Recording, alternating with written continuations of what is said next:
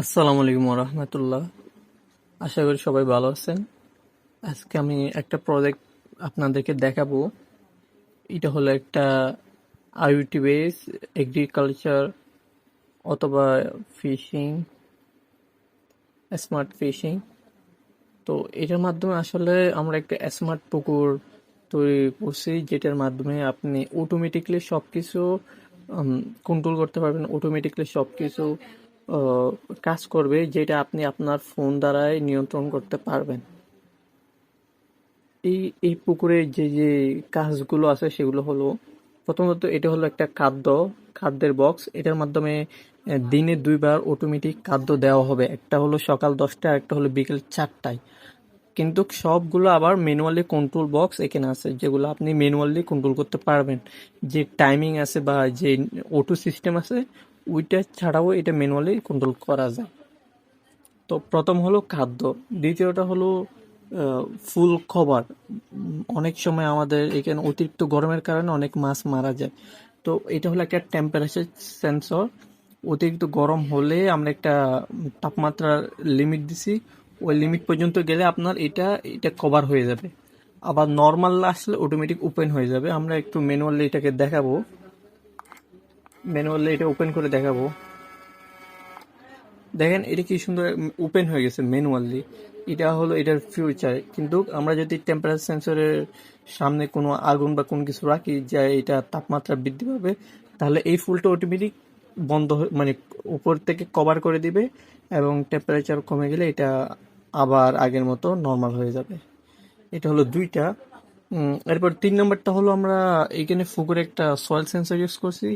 যে পুকুরের পানি যদি কমে যায় অটোমেটিকলি, তাহলে এই পাম্প থেকে অন্য একটা যে কোনো পানির সোর্স থেকে এটা অটোমেটিকলি এই পুকুর ফুলটাকে ভরিয়ে দিবে পানি দিয়ে। আই মিন একটা নির্দিষ্ট লেভেল লেভেল অনুযায়ী আমরা এখানে একটা নির্দিষ্ট লেভেল সেট করতে পারি। ওই লেভেলের নিচে যদি পানি যায়, ওই ক্ষেত্রে এইটা অটোমেটিক অন হয়ে এটা কভার করে ফেলবে, এই পুকুরটাকে ভর্তি করে ফেলবে।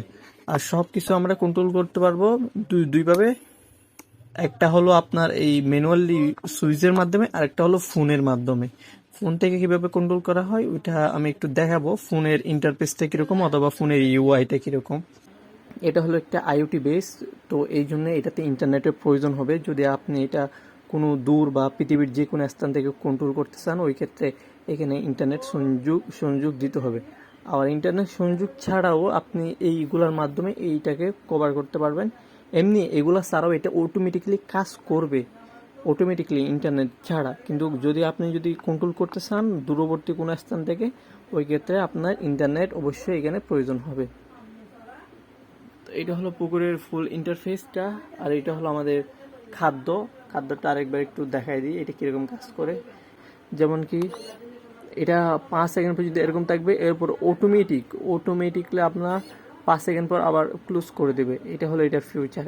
এবার আমি আপনাকে আমাদের স্ক্রিনটা দেখাবো, স্ক্রিনের টাইমিংটা। আমরা এখান থেকে আমাদের অ্যাপে চলে আসলাম।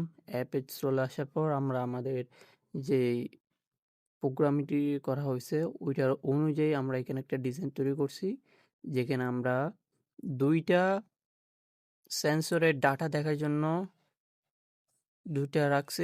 এরপরে আমরা সুইচ দিছি কয়টা। সর্বপ্রথম আমরা যদি দেখি, তাহলে মাছের জন্য একটা সুইচ, যেটা আমরা ম্যানুয়ালি আপনার মাছকে খাদ্য দিতে পারি দিনে দুইবার। এরপরে দ্বিতীয় একটা সুইচ অন আছে, যেটা সবুজ গ্রিন করে দেখতেছেন। এটা হলো টেম্পারেচার সেন্সরটা অটো কাজ করবে। এখন অটো কাজ করার জন্য এটা আপনাকে অন করতে হবে। এটা অন করার সাথে সাথে আপনার টেম্পারেচার এখানে 31 দেখাচ্ছে। এটা আপনার যখনই 35-এর উপরে যাবে অটোমেটিকলি ওই ফুলটা কভার হয়ে যাবে।